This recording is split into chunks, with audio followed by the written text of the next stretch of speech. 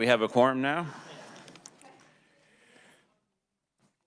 Just want to remind everybody the committee is live streamed and want to make sure you turn your mics on and off when you need to do so.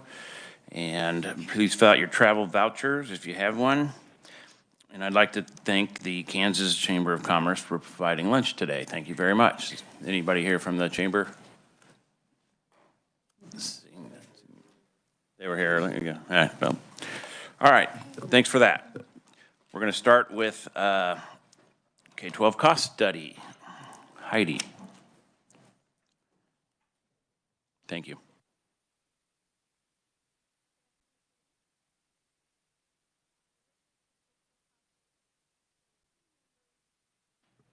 The team members for this audit were Cade Graber, Sarah Middendorf, Aaron Nice, and Matt Etzel was the manager. It was a 2-question audit. Those questions are on page 2. So what is the estimated cost to K-12 school districts to educate all students to meet performance outcome standards set by the Board of Ed? And what does research say about the relationship between spending and outcomes? So for reporting purposes, we consolidated those 2 questions, and then for reporting, we'll talk about regular education first and then special education. So the short answer for the reg ed side of this is that no amount of increased spending will result in all students meeting state standards, but targeted increases may improve some students' outcomes. So to get to the longer answer, there is some background on kind of pages 3 through 6.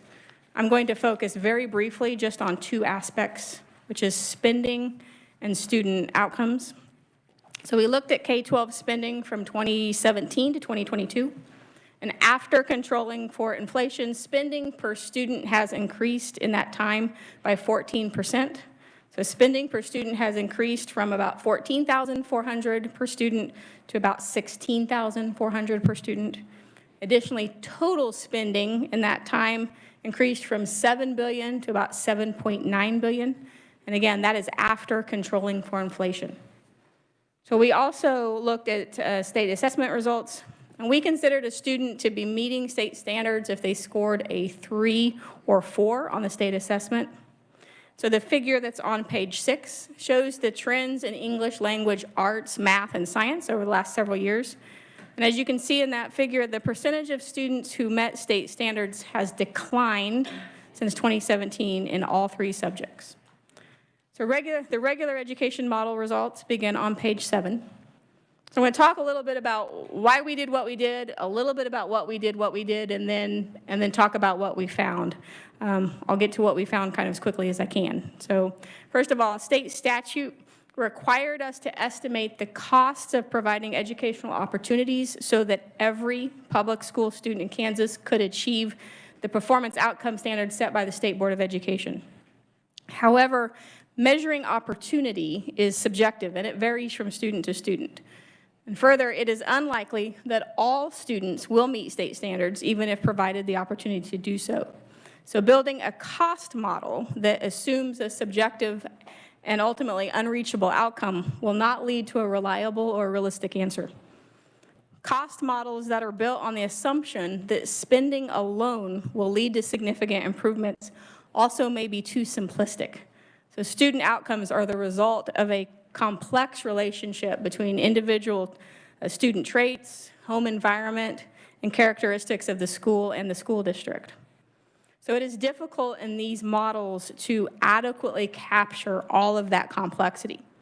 And as a result, they often give a false impression that increases in expenditures alone will always result in improvements in student outcomes. So as a result of these things, we chose to do something a little bit different. So we created 2 models that we think better reflect what is realistic. So first, we created a model that examined the relationship between regular education spending and outcomes. And then second, we estimated the cost to provide special education services, but the cost is tied to a service level rather than to a specific outcome. So for regular education, we're on page 8. We used a logistic regression model to predict the odds of an outcome based on several variables. So the results of this model showed how a potential increase in spending might impact the percentage of students who meet state standards. We used this model to run 2 different spending scenarios. And in both scenarios, we assumed that spending would increase up to 15% per student. We stopped at an increase of 15% just to preserve the reliability of our model. So one scenario assumed across-the-board spending. So if districts spent an additional 15% per student, that money would be spent across all categories of spending. The second scenario assumed that spending would be targeted to those categories that have the most impact on student outcomes. And we used our model to determine which types of spending were associated with better student outcomes. And then we targeted that spending to specific categories. So for example, if districts spent an additional $1,000 per student, that money would be spent in just a few categories, say administration and support, rather than across the board. So these increases are not targeted to specific types of students, only to specific types of spending. So we also evaluated how those 2 spending scenarios affected different groups of students. And that included disadvantaged students and then all other students. So a disadvantaged student is a student who is eligible to receive a free lunch or a student who receives ESL services. So these are students who are not native English speakers and need some assistance in learning English. And then additionally, students who meet both criteria. So we ran the across-the-board model first. And again, in this model, we assumed that spending increases were spread among all the categories of spending. So we ran this model for both disadvantaged students and all other students. And what we found was that spending increases, even up to 15%, when those increases occur across the board, so across all spending categories, this type of spending increase was not associated with any sort of real improvement in the number of students who meet state standards. And this was true of disadvantaged students and other students. So what we learned from this scenario is that not every increase in spending has an impact on student outcomes. When spending is spread over all types of categories and all types of spending, some amount is spent on things that have little impact on student outcomes. And then often, not enough is spent on the things that really matter. And so this can result in increased expenditures, but no real improvements in student outcomes. So because the across-the-board increase in spending was not associated with much improvement, we ran a second model. And as I mentioned just a minute ago, in this one, we assumed that spending increases would be targeted to specific spending categories rather than across the board. And in this scenario, a targeted 15% increase in per student spending was associated with moderate to significant improvements in the number of students who met state standards. So on average, the number of disadvantaged students who met state standards increased by 43%. And for other students, the number of students who met state standards increased by 17%. However, despite these significant increases in the number of students who met state standards, the percentage of disadvantaged students likely to meet state standards was still very low. So if you look on page 11 at the figure there, if you look kind of on the right-hand side, the numbers along the right-hand side, you can see that even after spending increases of 15%, still only 15 to 33% of disadvantaged students were likely to meet state standards. Additionally, those same targeted increases were associated with moderate improvements in the percentage of other students who met state standards.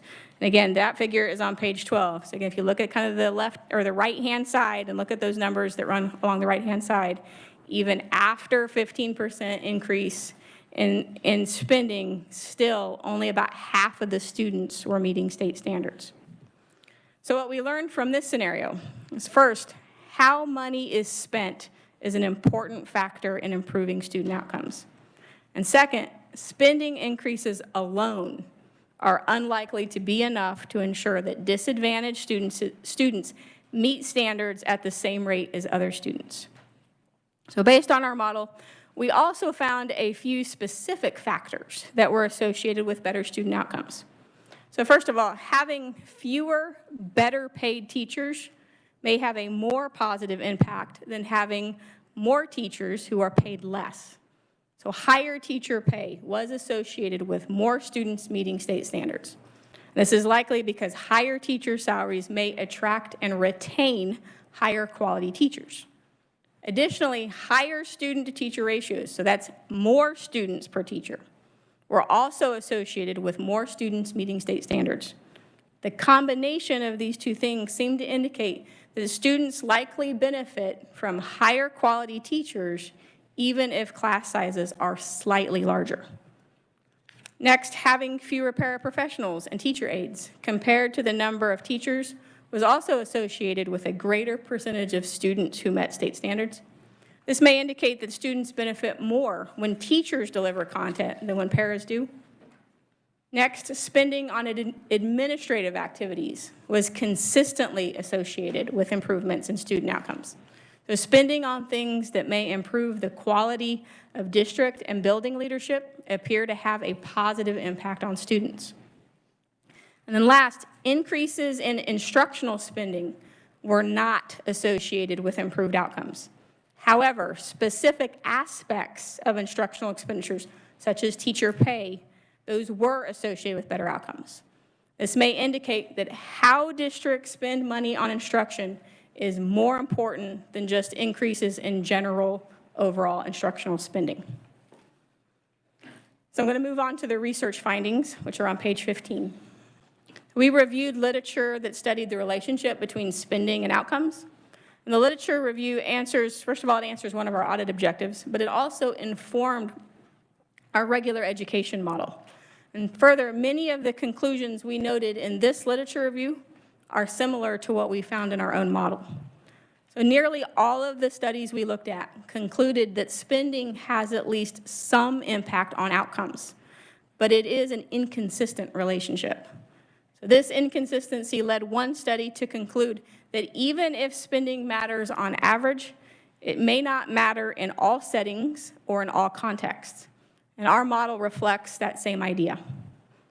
A few studies noted that increased spending has a greater impact on disadvantaged students, and our model found exactly that. Additionally, a couple studies noted that adding more resources without addressing how the money will be spent will not ensure improvements in student outcomes.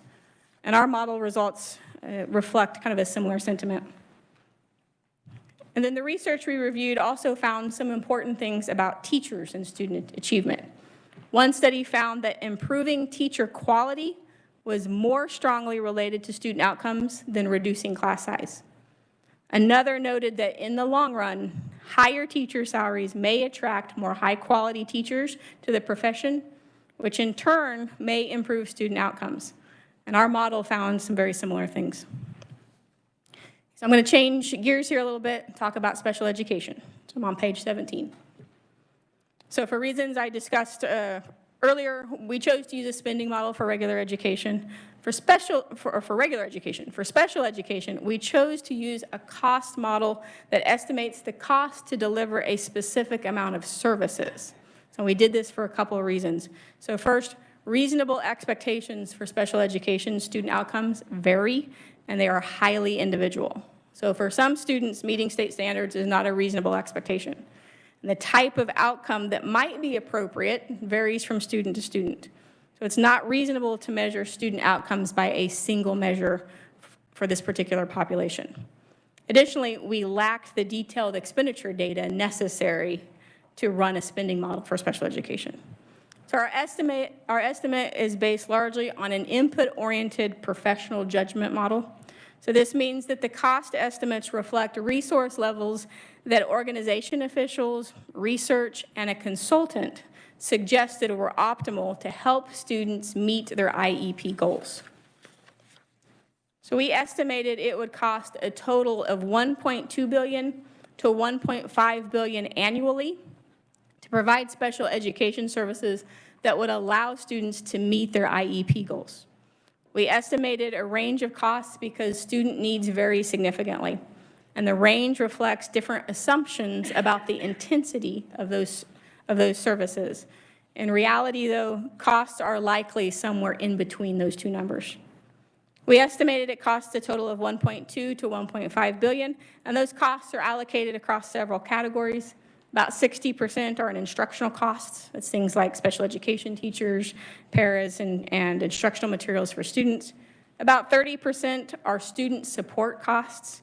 That's for things like physical therapists, occupational therapists, assistive technology. And then the last 10% is in administrative costs and operational costs. So in the 21-22 school year, special education organizations spent about $1.2 billion, which is the bottom of our estimate. And although districts are spending an amount similar to the low end of our estimated cost range, this does not necessarily mean that students are receiving the services in the quantity and quality that they need. So first, if districts deliver services in inefficient or ineffective ways, expenditures could be high even if students are not receiving appropriate services.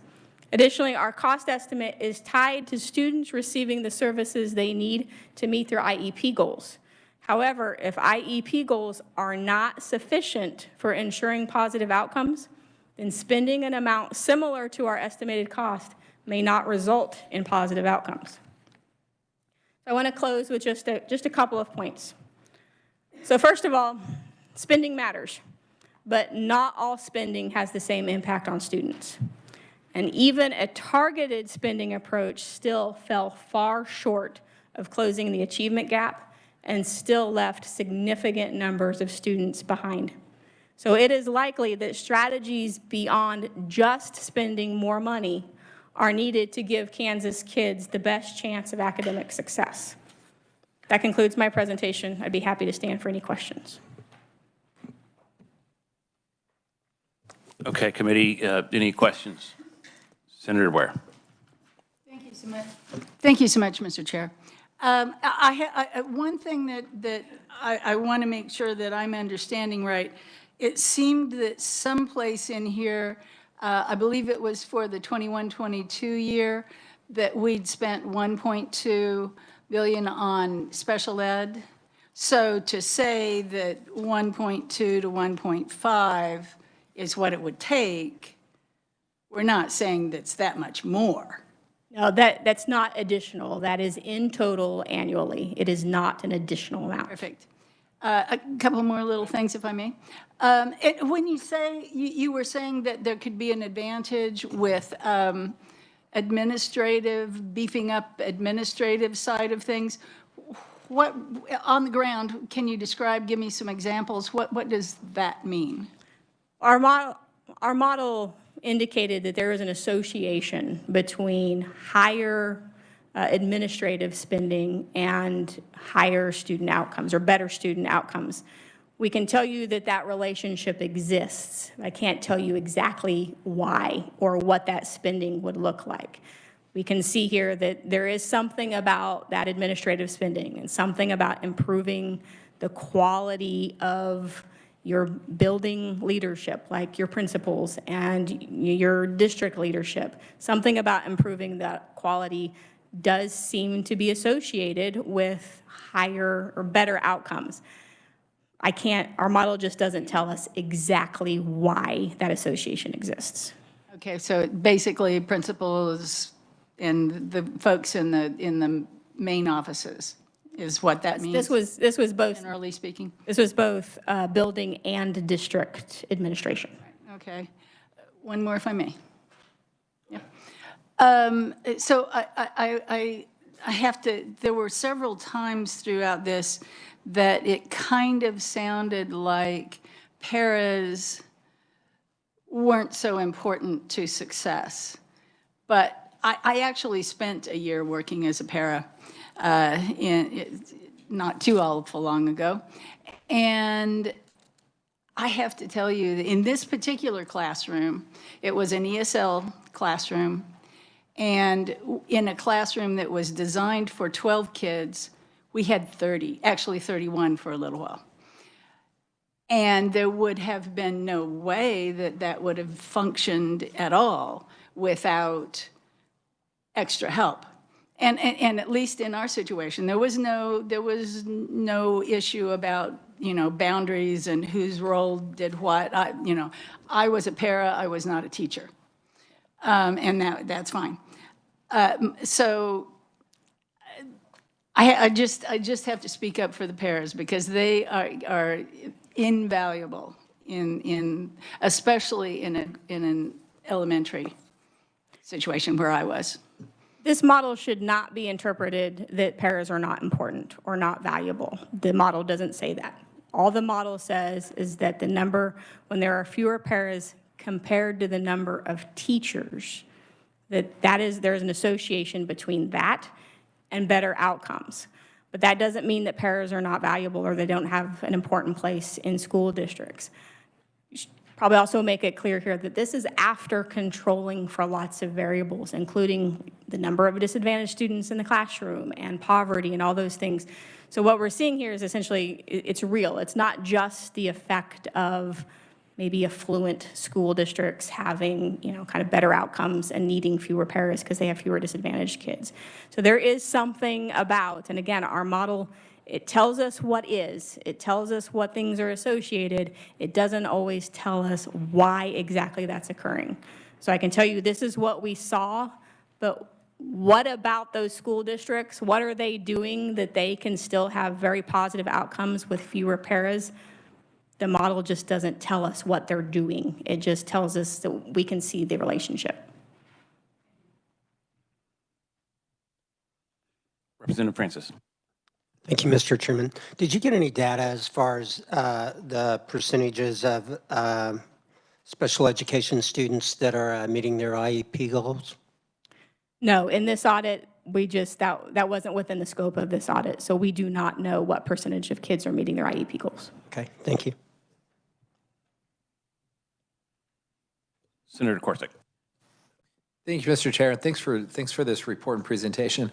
I think this is incredibly helpful. I'm a little bit, I guess, sort of struggling to figure out kind of what the legislative role in this is, because I do agree that how you spend the money is really important, obviously, and it's good to see that that's backed up. But kind of from a practical standpoint, it seems like really those decisions are really made by our locally elected school boards in those districts and their administrators. And so I thought that this is really well done, but I'm kind of struggling to figure out what is the legislative piece, because really it seems like a lot of the decisions that you're talking about that do have an impact on student achievement are really more made by our local school districts. So that's just kind of my thought. That's more of a thought than a question, but I don't know if you have any responses to that, because that seems like kind of where the rubber is hitting the road with who actually gets to make some of these decisions that can have impacts. How the legislature chooses to interpret and use the report is obviously up to you guys, and we won't weigh in on that. No, I just hope our districts also get this as well, because I think this would be really beneficial for school districts to have this, data in front of them, because as you say, they're, or as your report says, they are the ones that are making some of these decisions in a much more direct way than the legislature is. Representative Probst. Thank you, Mr. Chair. I want to go back to page 13, and bear with me for a minute. I may have a couple of things to share. There was a line in here that talked about, and I want to make sure, one, that I understand it, and then if I do understand it correctly, to make sure I have some context. It indicated that higher student-to-teacher ratios were associated with more students meeting state standards, which goes a little bit counter to conventional wisdom. Do you have any, am I understanding that correctly? Yes, what we saw in the model was that higher ratios were associated, slightly higher ratios were associated with higher outcomes. I think you're right. It does go counter to the prevailing wisdom. I think what happens here, and we saw it here, and we saw it in a lot of the research we looked at too, there is a trade-off between quantity and quality of teachers. And there is a point where when you have smaller and smaller class sizes, that means you need more and more teachers. And you trade quality teachers for the quantity of teachers instead. And so over time, what happens is whatever benefits you might have gained from smaller class sizes essentially gets lost because you're putting lower quality teachers in those classrooms. So there's a constant balance between quantity and quality of teachers. And when it falls one way and too far the other way, what you end up with is actually a situation where you're devouring your benefits by putting lower quality teachers in there, because you constantly have a need for more and more teachers because your class sizes keep getting smaller and smaller. Thank you, I appreciate that. Can I do one more, Chair? Let me see if I can retrack where I was at. Would it be, one thing that I've taken away, and I want to make sure this would be fair, spending across the board does not necessarily produce better outcomes, but spending to the most vulnerable or at-risk students not only improves outcomes for those students, it also creates a modest outcome for all students. Is that a fair statement? Not quite. So across the board spending was not associated with better outcomes. Targeted spending. So spending that was targeted to specific spending categories, like, for example, like administration. When you target your spending to those categories that we know have an impact on students, then you start to essentially move the needle with the student outcomes. But disadvantaged kids seem to benefit the most. So when you target that spending in those ways up to 15%, you can move the needle a lot more with disadvantaged students than you do with all other students. And without detriment to the rest of the students, correct? Because when you increase that spending by 15%, it raises everybody's, it kind of high tide raises all the boats. So those other students, those non-disadvantaged students, still see improvement, 17% more kids meeting state standards. But for the disadvantaged kids, you see even more. 43% of those students are 43% more of those students are meeting state standards. So it benefits everybody. It just benefits the disadvantaged kids a little bit more. Thank you. Can I do one more, Chair? Also, another thing I want to make sure and address, this audit looks solely at education and our spending and outcomes. It in no way incorporates the millions of other possible variables that enter into this formula, such as economic conditions for children, incarceration rates in a neighborhood. We've categorized into disadvantaged student and not disadvantaged student, but there's a lot of variables from school district to school district, from even elementary center to community, that are not accounted for in this. Is that correct? This model actually accounts for, I believe, about 70 different variables, and that includes student level variables like whether or not they were eligible for a free lunch. It includes school district characteristics like teacher pay and student to teacher ratios, and then it includes the bigger picture things going on within the district: incarceration rates, household income, the percentage of parents in the district who are single with children versus married with children. There are many variables in here, and some of them do include that kind of larger picture. Excellent. Thank you for that. And I do just want to say that that's an amazing ability that we have to be able to pull that kind of research in. So I didn't know that it accounted for all that, but I'm appreciative of that. Thank you. Yeah, would it be possible to get a list of the variables to send to the committee? Yes. Thank you. Yes. Any further questions? Senator Tyson. Thank you, Mr. Chairman. I just want to, you had mentioned twice that you adjusted for inflation on the dollar amounts. I think that's important because the schools are responding, saying that there was a 20% inflation, but you did account for that in the dollars. We accounted for that. We used a Midwest CPI by the Bureau of Labor Statistics and accounted for the inflation from 2017 to 2022. And so when we say there's an increase in 14%, that's after inflation, so that's a real increase. So I would be curious as to what the increase was without inflation then, just to see if we could get those numbers, Mr. Chairman. And Yes, then, we can get those numbers. okay, and also,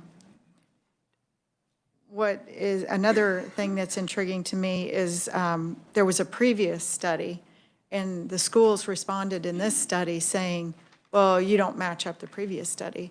Well, I think what I'm hearing is because the data is much more intense and accurate, or availability, would that be the case between the differences of the two studies? I assume we're talking about the 2006 study.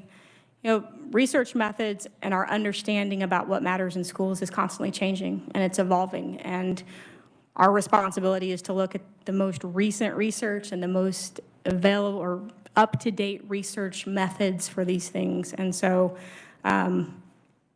things are just changing. And so we used a very different perspective than we did in 2006 because things have changed. I also want to note in this one, we used about 70 variables. And our last one, I think we used around 20, which was a lot for the time. But things just change, and we get better and we learn more. And as we get better and we learn more, we incorporate that into the work we do. Any further questions? Representative Williams.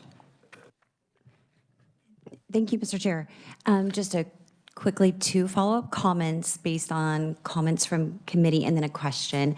So one of the comments was the surprise that the number of teachers, quantity versus quality. But I would just say from some of the research that I have seen, there's quite a bit on this, that the #1 indicator of children's success in schools is their parent attainment, education attainment. That's going to give you a good idea of how successful that child's going to be. And then the second one is the quality of teacher. So I think that's very consistent with what your model found. #2, spending matters, but it has to be targeted. We found with the last study that you presented to this committee that we did, as a legislature, target money for at-risk learners. And that money was not used for evidence-based practices in the way that the legislature defined by law. And therefore, we could put $500 million into the fund targeted and still not see the outcomes. And we saw clearly more money did not result in better gains. They actually resulted in declining gains. I believe today we found some good news with the assessments, and that's great, and we hope that every year we'll have those gains back. So I wanted to make note of that. My question, Heidi, is that one of the 2 overall questions was about determining the cost to meet performance measurements. Special education is kind of unique in that. So when you were looking at the cost to deliver performance outcomes, did you ask the districts if they had met their performance outcomes for special education? We did not ask them that. What we asked them was talk to us about kind of optimal resource levels to help all of your students meet their IEP goals. But we were not able to assess the degree to which that is currently happening or not happening. Okay, and so I just want to share with the committee, since we're in the middle of education interims, and we had testimony on this yesterday, and actually Craig shared that with our committee, that through federal and state laws, school districts through that $1.2 billion are required to meet all of those IEP standards. And if they're not, then that's a failure. So the response to our committee is yes. All of our special education services are being delivered for that amount of money.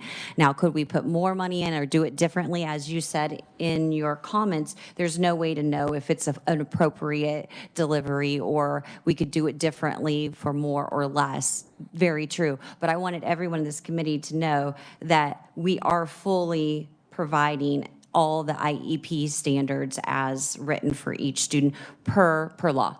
Thank you. Further questions? Senator Thompson. Thank you, Mr. Chair.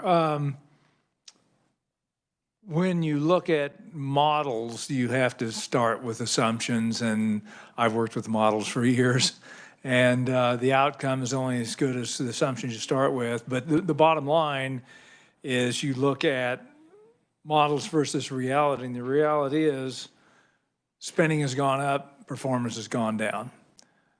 You can draw the true assumption that the 2 don't seem to work.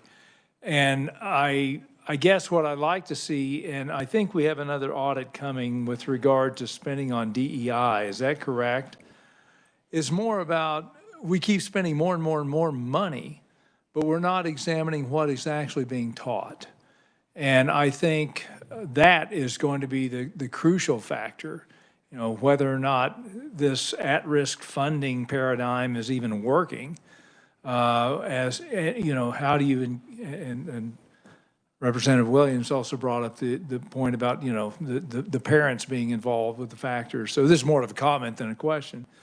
I think if we're going to examine increasing one thin dime of funding, we have to be sure that what we're doing is going to work, and that means examining everything. You know, what is being taught? Why aren't we able to teach kids math, English, science, things of that nature?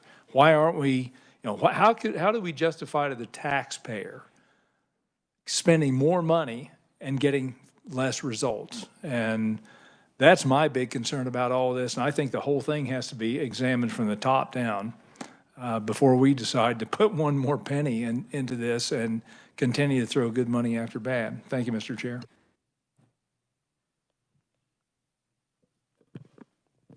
Any further comments or questions? Representative Probst. I think, thank you, Mr. Chair. I just feel like it's worth saying that correlation is not causation. All right, Heidi, thank you very much. Seeing no further questions for you.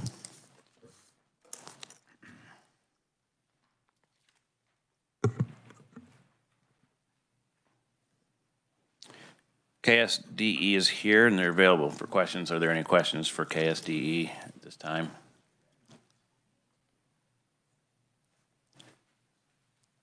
Seeing Representative Williams, you have a question? Sure. Well, who is coming to answer those questions? Is that Craig? Since Craig's retiring soon. Congratulations, sir. Thank you. Too soon. Yeah, Craig's really done a great job, and I appreciate him taking all my questions. And okay, so I do want to go over some of the things that you provided in response. First, in the first upper part, you said you talk about basic ability to understand and use the skills, and then you say 94% of students scoring at level 2 on the assessment. Kind of the implication I think I'm understanding you is they've got a basic ability and they're going to go on and pursue post-secondary success. So I guess my question to you is, does basic ability require remedial help to have that post-secondary success? Not that I'm aware of, no. So those students that have a basic ability are able to go on to college without any remediation? I believe so, but I will tell you up front, you're not talking to the expert on that. Okay.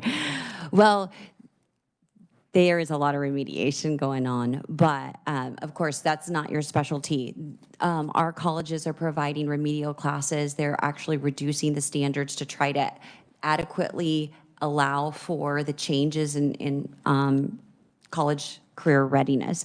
So I just wanted to kind of bring up that point, because basic, I wouldn't think would be our goal, right? No, that is not the goal. Okay.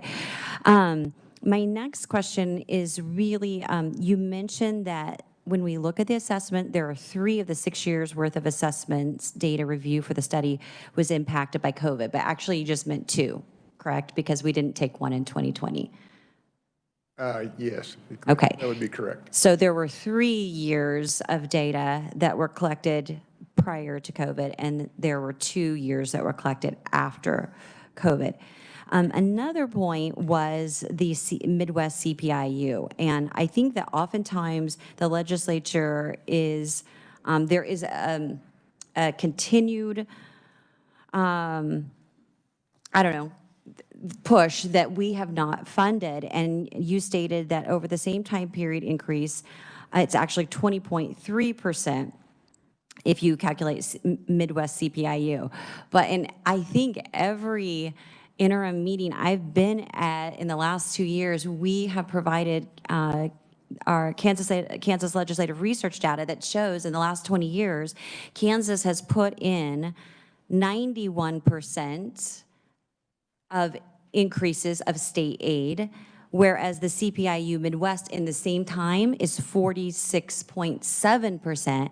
And if you count all education dollars, it's 118%. So 118% is outpacing inflation by double, correct? Yes. Okay, and to know enrollment is going down. and not in an insignificant amount. So we're paying more for less students. And I just wanted to note that because as a legislator who is committed, as all of us have been committed to fulfill the constitutionally funded requirement, it's discouraging to see it framed in that light when we know in reality we have exceeded the rate of Midwest CPIU. If I Yes. clarify that statement, just in my defense, the original statement made in the study was that funding had increased by 12%. Then later, they mentioned spending increased by 14% after allowing for the CP. I just didn't make the connection that they also allowed for the CPU on the funding piece. So that was my fault. Sure. Okay. I appreciate that. And then you do cite 7 of 8 studies review from LPA conclude that spending does have an impact on outcomes. I think everyone in here knows and understands there has to be a base amount of funding. That is just impossible to provide an education without a base amount of funding. So, but I think it would be neglectful for us to not consider those state studies and even more that suggest that there's no direct correlation. The only last thing I would say, the takeaway. Oh, so in your last paragraph where you're talking about West Ed study, we did that. Our state did pour more money in. We did exactly what we were asked to do for equity and adequacy, and yet we did not get a return on that. And so your final statement says the inescapable conclusion from this study and others is that spending clearly matters for improving students. So I love how that's worded because, yes, spending does matter, but I noticed that you didn't put increased spending. I didn't know if you wanted to comment on that. I don't think that's what the study necessarily showed. I think you heard them report more money is not always the answer, but how do you spend it? Great. And so the one thing, maybe before you retire, if it's possible, if not your predecessors, I would love to work with KSDE and our districts to figure out how to better allocate and request that targeted spending, because clearly it's not working as well as we would like to. And we're so excited for some of the gains that we heard about, and we hope that next year we'll see even more gains. So thank you, Craig. Seeing no further comments or questions for you. Thank you, sir. Thank you. All right, we're going to move on to consent calendar items. And Kristen.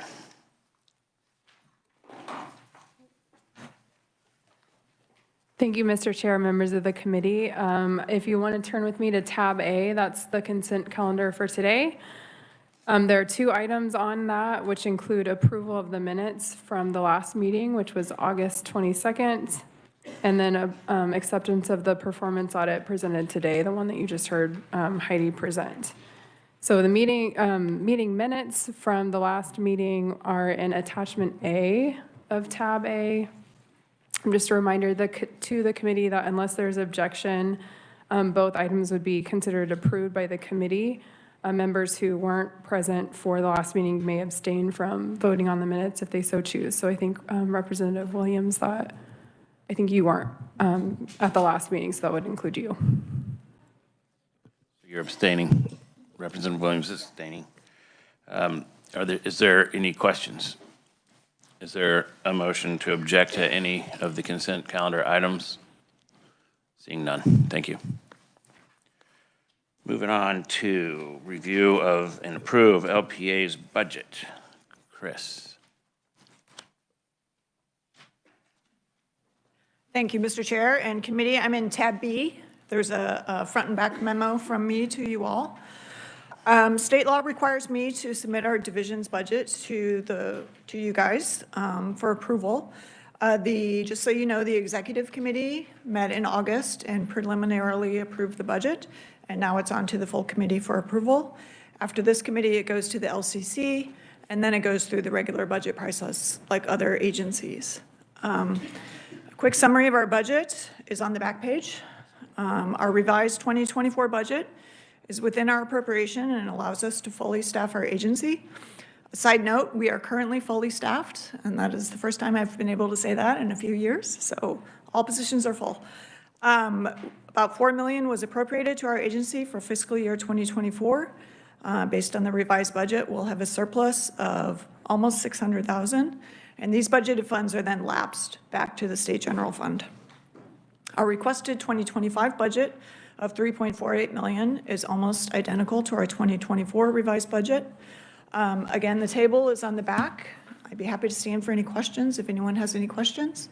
I did want to point out to the subcommittee, on Friday, I got new budget instructions, and so one line item changed slightly, but it didn't change any of the totals going forward. Any questions for Chris? Seeing none. Need a motion to approve the budget request. Senator Tyson and seconded by Senator Ware. All in favor say aye. All against say no. Motion passes. Move on to proposed legislation. Again, Chris. Okay, it's me again. There's now a memo. I'm now in tab C. There's a memo summarizing proposed legislation for this committee to introduce during the 2024 session. So in August, staff proposed several changes to existing statutes to the executive subcommittee. The subcommittee discussed the staff proposal and modified and approved them. They directed staff to draft a single bill to incorporate all these changes, which I will go over here right now. So those are the three bolded statements on that page 1. So first of all, the bill would eliminate the requirement for further 911 system implementation audits. Currently, law requires our staff to audit the implementation of the 911 system in Kansas every 5 years. This audit was also supposed to address fee levels of the 911 fee assessed on your phone bill and proper use of monies. This requirement originated in 2011. The system is essentially implemented, so staff was just requesting there's no further need for these implementation audits. And of course, any future 911 audits can be requested as an ad hoc performance by anyone at any time. Second, the bill eliminates the recurring audits of CAPERS every 3 years. State law requires our staff do an audit, any audit involving CAPERS every 3 years. This requirement, as best Tamara could trace it back, originated in 1992 and has been on the books since then. If you remember in April when you all picked topics this year, I made you pick a CAPERS audit because it's time. Again, anyone can request a performance audit of CAPERS at any time. This is just eliminating the recurring mandatory nature, especially if you all aren't particularly interested in a topic. And finally, third one is the bill eliminates the requirements regarding the recurring economic development evaluations. The bill removes the requirement for mandatory audits of economic development incentives on a recurring 3-year cycle. Executive committee members suggested eliminating the requirements for recurring evaluations to make better use of staff resources while still maintaining oversight of economic development incentive programs through ad hoc audit requests. The bill also removes the requirement for LPA to evaluate new incentives 1 year after implementation. Staff had suggested that portion because 1 year is not long enough to see any measurable activity in those programs. I would be happy to answer questions, but that is the nature of the bill that is being proposed. Okay, committee, I would stress that this just removes the requirement, not the fact that we can do audits, and the executive subcommittee kind of just felt anyone can make an audit request at any time, and this will free up the staff's time so that we can actually do audits that we choose to do rather than ones that we're forced to do. And we talk about in here all the time about trying not to legislate audits into bills, and this would remove three of the ones that take up a lot of time. So it's as simple as that. Any questions? Representative Williams. Are these three to be separate bills or one bill? It is currently all one bill. Okay, and so the executive committee, I'm looking at the very last one. I completely agree with the first one, the first 1 and 2. The only thing about the first one is yes, we can bring those up, and I think that's great, but the 988 is going to be coming up, and so it does free it up for us to review the 988. The last one, though, I'm just curious what the executive committee discussions were regarding that, because those types of audits for programs, they can go on in perpetuity, and though we get commerce reports, they're not adequate, and I didn't know if there was any moderate in between of just eliminating the requirement entirely, which I'm fine because we do have ultimate control, but I was curious about the discussion. So there was quite a bit of discussion on that, and then even between Chris and I afterwards on whether, because we also had a subcommittee that we would do. We can order a subcommittee anytime to look at something, and I would imagine. I mean, currently I'm the commerce chair, and so I keep on top of commerce. And if there's something that I feel is important, I'll bring it. And I would expect any commerce chair to do that in the future, or anyone on the commerce committee. And so we just decided, since we've spoke about it several times in here, to free up the time so that we can actually order audits. I mean, we can order an audit on 2 or 3 of them at once if we needed to, if we felt like it. So, and drill down on very specific items rather than have something that's written in statute. That was the thought behind it. If you would like to make a change, we can look at that. I'm comfortable with that, with you being a commerce chair and with the fact that this committee can request and put it on the list. I just didn't know if it'd be in front of our eyes. So if it's appropriate, I could make it a motion to approve these 3 items, or I could hold. Yeah, that's fine. If there's no further questions, I'm not seeing any, so you can make that motion. And then I would also mention that these bills are going to go through the House and the Senate, and there'll be an opportunity to take a deeper dive at that time and then even make changes. So, okay. Motion, got a second? Yeah, I make a motion that we go ahead and approve these into one bill. Senator Ware is the second. All in favor, say aye. All against, say no. Motion passes.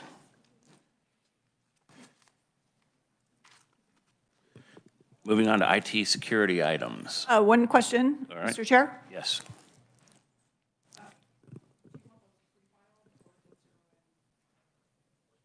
Go ahead and pre-file it. It's written.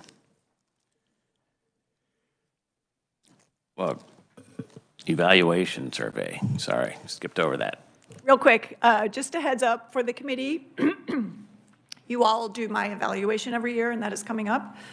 So just be on the lookout. You will be receiving an email from Tom Day, Director of Legislative Administrative Services, with a survey. You complete the survey, you return it to Tom Day, and then at our next meeting, which will likely be in December, Tom will come speak to you all in executive session with the combined results, and then you bring me in executive session and deliver the results of the survey. Just so you'll be getting a survey from Tom Day. Please respond. Thank you. IT security items. Katrin. Thank you, Mr. Chair and members of the committee. I am here to start out with an update on the KBI Automated Biometric Information System IT project, or ABIS for short. You do have a memo in your packet. It is it's a kind of a couple of pages long, and it's got a big old graph, so that's the one I'm going to speak from. First, let me explain what this work is about. Aside from the IT security audits we conduct, state law also authorizes our office to monitor ongoing IT projects. Our objective in this work is to identify early when a project is at risk of failure due to scope, schedule, cost, or quality. We have monitored the KBI's ABIS project since January 2020. This project will replace the state's current fingerprinting system, which is obsolete at this time. KBI has chosen to hire an independent verification and validation contractor for this $5.5 million project. This is something that the state does require for projects exceeding 10 million, so KBI is going over and beyond what they need to do by doing the independent verification and validation. Because they have chosen to do that extra monitoring, we have scaled down our own monitoring. So we generally receive and rely on the quarterly IV&V reports that the contractor provides to KBI. And your material does include the summary memo, so I will dive into the actual memo at this point. With the reporting period for the second quarter of this year, so that's the last quarter that came in, it also does provide a historical perspective on the previous quarters. If you flip to page 2, you will see that on the graph. So there's a lot of coloring there. So just to remind you all, the last quarter is on the far right, quarter 2, 2023. So as you can see, the project scope and the project cost is satisfactory. So lots of green there, so that's good. And that is true in the most recent quarter as well as the previous quarters. So kind of going right to the next areas. On the other hand, the project schedule is in unsatisfactory status for the most recent quarter. And as you can see in the table, the project also has continued to struggle in this area since inception, really. The project originally was supposed to be finished in January 2023. Several delays have taken place since, pushing the completion target to October 2023. And obviously, it's October now, and there is no project yet. So there is another rebaselining happening at the moment. So I think targeted informal discussions, hoping to get this project done by December, but this is not official yet. And lastly, moving to project quality, it is also in caution status in the most recent quarter. As the table shows, project quality has had high risk rankings in the previous quarters as well. So you can see lots of orange and red there. This includes concerns with the project manager authority and approach, and this is both on the KBI side as well as the contractor. Additionally, problems were noted with intergroup coordination and hardware implementation. Lastly, the IV&V contractor gave high-risk rankings regarding the project's technical documentation. And with that, I stand for questions. I have one quick question. It seems that the bottom 2 categories have been in the red for quite some time, and that was most likely because it was supposed to be done last year. And it keeps getting put off. Is that why it's still red, because it's still not done, or is it getting worse? Yeah, those two definitely interplay. So the schedule delays are definitely going on right now, and part of that is what you also see in the quality section as far as communication between the players. There is risk in resource allocations on both sides. The contractor doesn't seem to have enough staff to get some of the work done, and so there's a continuous push and pull between things getting delayed or documentation not getting verified, things like that. So I will say part of the problem really is that in this space, there's only really 2 contractors nationally available. So obviously, we are looking at these projects to make sure they don't fail. Unfortunately, in this particular situation, the project is far enough along that there's really no other option. And KBI is not here today, but they will. I will speak for them by saying there's really at this point no other option than to continue the course and accept the delays to deal with at least getting the right quality, but then making sure that the project will come to fruition and come to success. Thank you. Senator Tyson. Thank you, Mr. Chairman. Well, thank you for the report.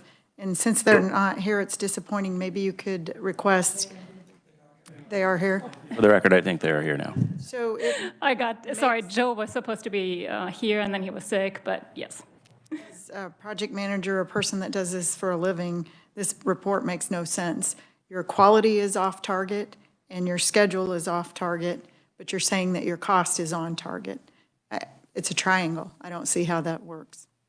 So cost, what this contract is at, it is pay for certain project deliverables.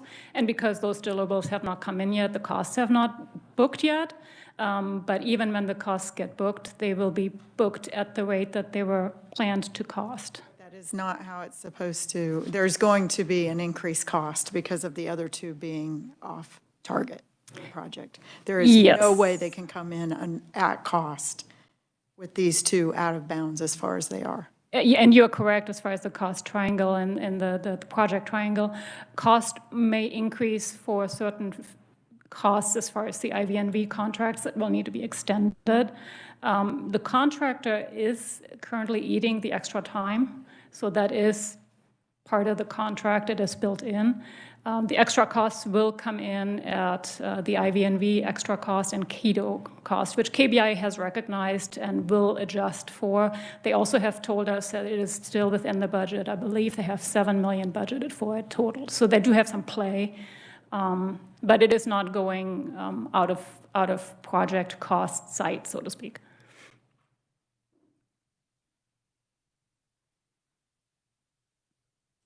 Seeing no, Representative Francis. Since the KBI is in the back there, do you guys have any updates as far as where you are in your satisfaction with the contractor and the issues you're having? Just a little bit more in depth than this. Thank you for being here. Would you please state your name and then answer the question? Absolutely. Thank you, Chairman Tarwater. My name is Robert Jacobs. I'm the Associate Director at the Kansas Bureau of Investigation.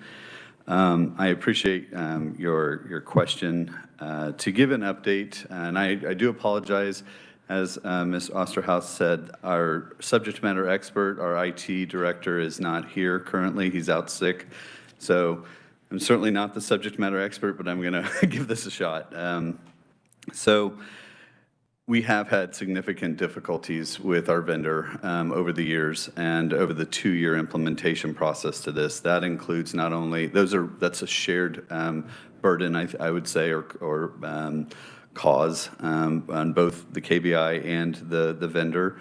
I would say that to bring you up to speed now, one of our biggest concerns was their ability to provide resources to this project. And one specific thing that was causing a delay was their project manager, who has now been replaced. And what we have seen since they've brought in a new project manager is the tempo of this project quickly accelerating.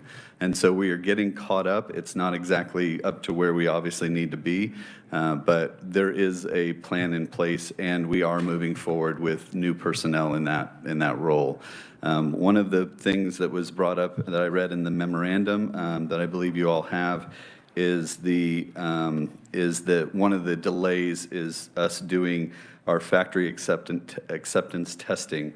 That was delayed because of some obvious resources, but I wanted to let the committee know that that is actually going on right now. They came in today, and they will be here for the next 3 weeks doing factory acceptance testing. I didn't really know what factory acceptance testing was, and so it turns out that what they're building, they're testing to make sure it works. And so as the vendor is creating this for the KBI, and they're making sure that what they are creating not only works, but also meets our expectations and our requirements, not only for security and for everything else for the state of Kansas. So, and you had may I address one other thing? Senator Tyson, you do bring a good point about the cost. When this contract was originally created, it was built with the idea that the vendor would continue to provide maintenance for the existing APHIS system until the new ABIS system goes live. That contractor is continuing to do that.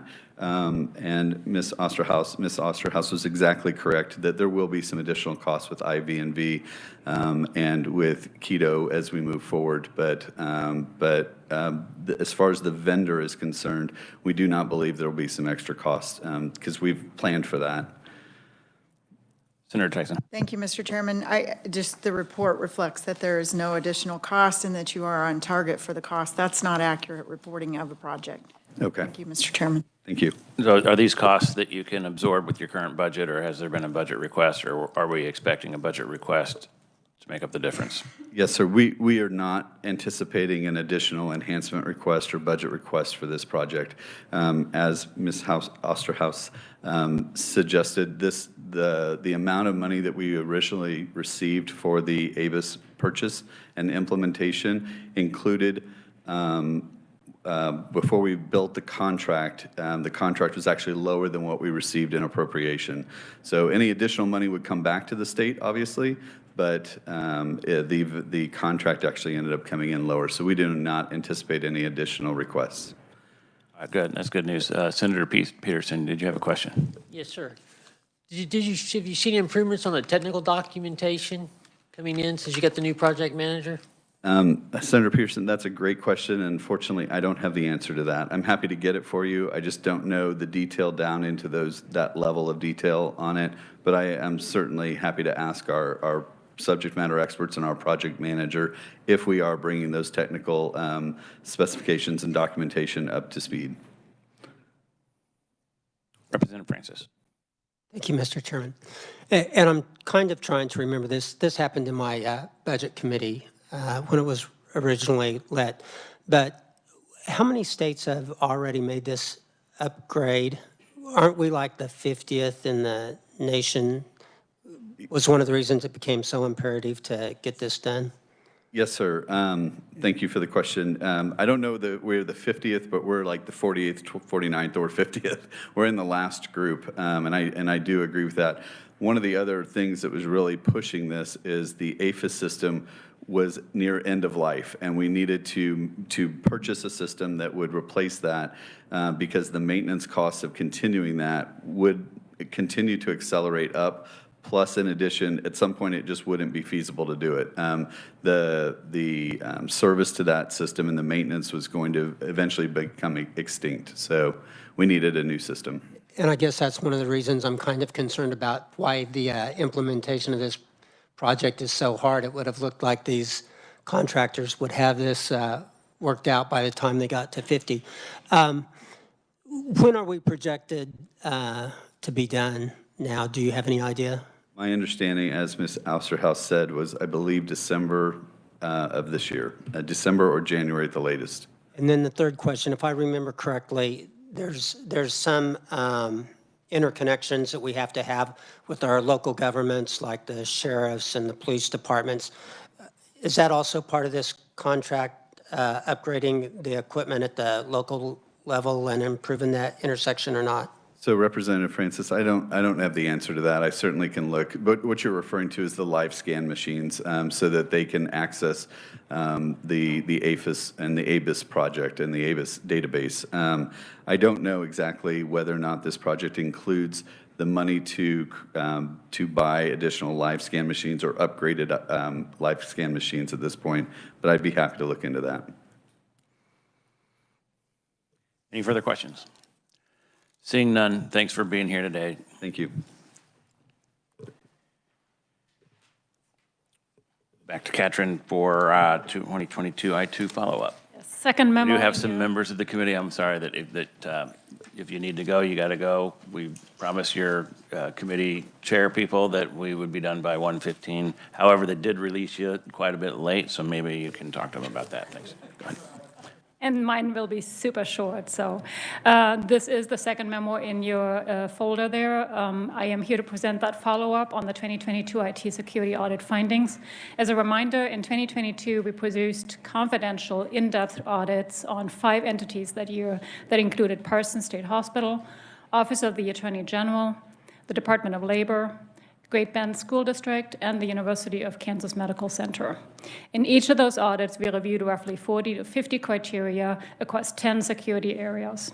Combined, we identified 138 findings across those 5 entities.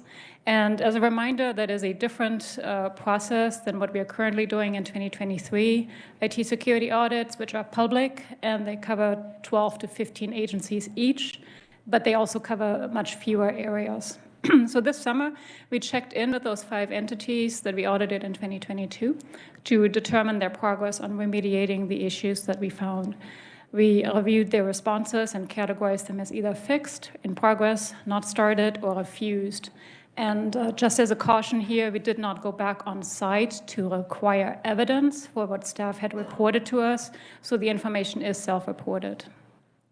In all, auditees reported to have fixed 70, or a little over half of the findings. They were in the process of fixing an additional 43. And another 19 findings were not started yet, and 6 findings were refused. So if you look at the summary table in that memo, you will see how that information breaks down by IT security area, such as data protection, account security, or network and boundary protection. So for example, in the area of system-related findings, which is the very top one where we had the most findings, we had a total of 26 findings, and entities reported to have fixed 12 of those, and they were in the process of fixing another 11, while 3 had not been started yet. So that provides you with some general update in this area. Typically, we do present this in a closed session with more details, granular details about individual agencies, but for the sake of getting it out here and getting it to you quicker, we opted for this more general approach. And with that, I stand for questions.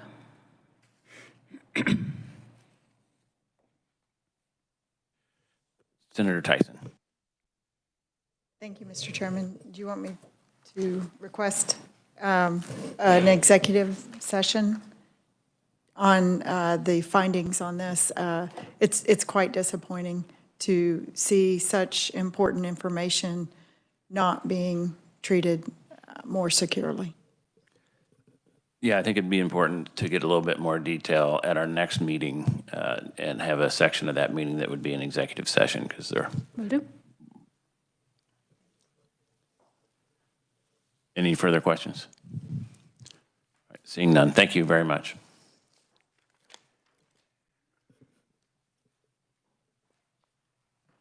Additional business, Chris. Okay, last item is talking about the next meeting. There's a little chart in tab D. The top shows what we covered today. Our next meeting is, we usually have a meeting in December to sort of wrap up the year. So I'm assuming it would be sometime in December. The exact date has not been picked yet. Other than an executive session for the IT security follow-up that we just heard, we'll incorporate that in. Other items for that meeting would be community college athletics, if the stars align. We're close on that one. I'm not sure we'd make December or not. Fiscal note audit, the 911 contracted audit. This is the last one in the series of recurring audits that you hopefully just approved that we not do any more of. And the newly created economic development incentives memo. Again, if that bill survives the session, this would be the last one you would get of those. And then some operational items, final approval of that legislation, my evaluation, which would be another executive session. Then we go over some operational things with you guys, planned legislative meetings to release all the reports you've heard over the year, approve the IT security and project monitoring annual plans, and performance audit recommendation follow-up. What you just heard was the IT audit follow-up. And then future meetings, which are not scheduled yet, but just FYI, we have already started Capers 3 audit, the DEI spending audit, angel investor tax credits, and IT security audit part 2 is underway. Those will be released sometime early in the session. And then we've got a few left that we haven't started yet that we will get to once those others are released. Motor vehicle taxes, TIF districts, TANF, Kansas Housing Resources, and a limited scope on the Commerce database. So next steps are pick a date in December that's convenient for you all to meet. It will be more than an hour. It'll be a little bit longer meeting because we'll have several executive sessions and several reports to go over. So I will work with you, Mr. Chair, and send out some proposed dates, if that works. Maybe if we scheduled it like towards the end of December, it'd give you more time to do that one audit you're trying to get done. So right around the 24th to the 25th. Yeah, that'd be great. Yeah, we'd love that. 31st would be great. All right, so look for an email this week for your availability, probably the first or second week of December, and we'll go from there. That, I think we're adjourned. Thank you very much, everybody, for being here, and thanks to the other chair people for working around us. Thanks.